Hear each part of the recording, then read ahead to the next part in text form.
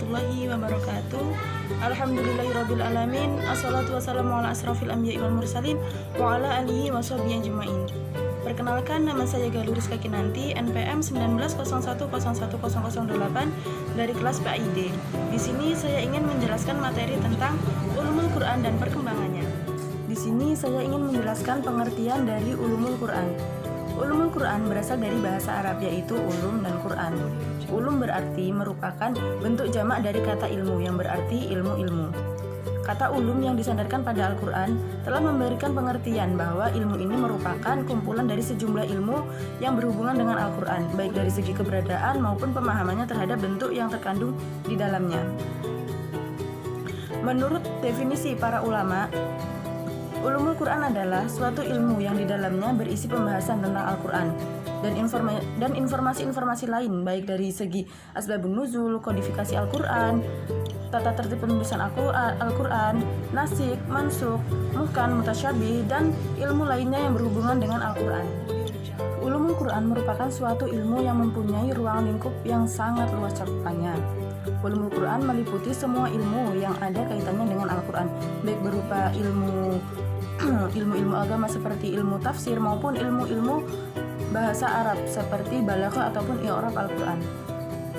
Menurut Al-Imam As-Suyuti dalam bukunya Al-Itqan fi Ulumul Quran menguraikan bahwa ulumul Quran terdiri dari 80 cabang, di mana dalam setiap cabangnya itu masih dibagi lagi menjadi beberapa cabang lagi.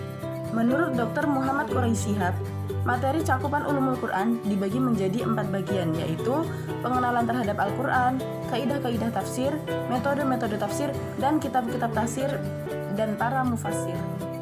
Ulumul Quran sendiri terdiri dari berbagai macam cabang-cabangnya. Di antaranya yaitu yang pertama adalah ilmu mawatin al-nuzul, di mana ilmu ini membahas atau menerangkan tentang tempat-tempat turunnya ayat Al-Quran, masanya, awalnya, dan akhirnya. Untuk yang kedua yaitu ilmu tawarik al-nuzul. Ilmu ini adalah ilmu yang menjelaskan tentang masa turunnya ayat Al-Quran, urutan turunnya satu persatu dari permulaan sampai akhirnya, serta urutan turun surah yang sempurna. Yang ketiga yaitu ilmu asbabun nuzul. Ilmu ini adalah ilmu yang menjelaskan sebab-sebab dari turunnya ayat Al-Quran. Yang keempat yaitu ada ilmu tajwid. Ilmu ini adalah ilmu yang menerangkan bagaimana cara membaca Al-Quran dengan yang benar. Yang kelima yaitu ada ilmu qiraat. Ilmu ini adalah ilmu yang menerangkan tentang bentuk-bentuk bacaan dari Al-Quran dengan baik. Untuk yang keenam yaitu ada ilmu gharib Al-Quran. Ilmu ini adalah ilmu yang menerangkan makna-makna kata-kata ganjil yang tidak terdapat dalam kamus-kamus bahasa Arab. Untuk yang ketujuh yaitu ada ilmu i'rabul Quran. Ilmu ini adalah ilmu yang menerangkan tentang baris kata-kata Al-Quran dan kedudukannya dalam susunan kalimat. Untuk yang selanjutnya yaitu ada ilmu wujuh wal nazar, yaitu ilmu yang menerangkan tentang kata-kata Al-Quran yang mengandung banyak arti dan menerangkan makna yang dimaksud pada tempat tertentu.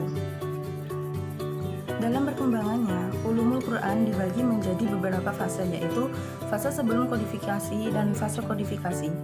Pada fase sebelum kodifikasi, ulumul Quran merupakan ilmu yang kemunculannya sangat dirasakan semenjak Nabi masih ada.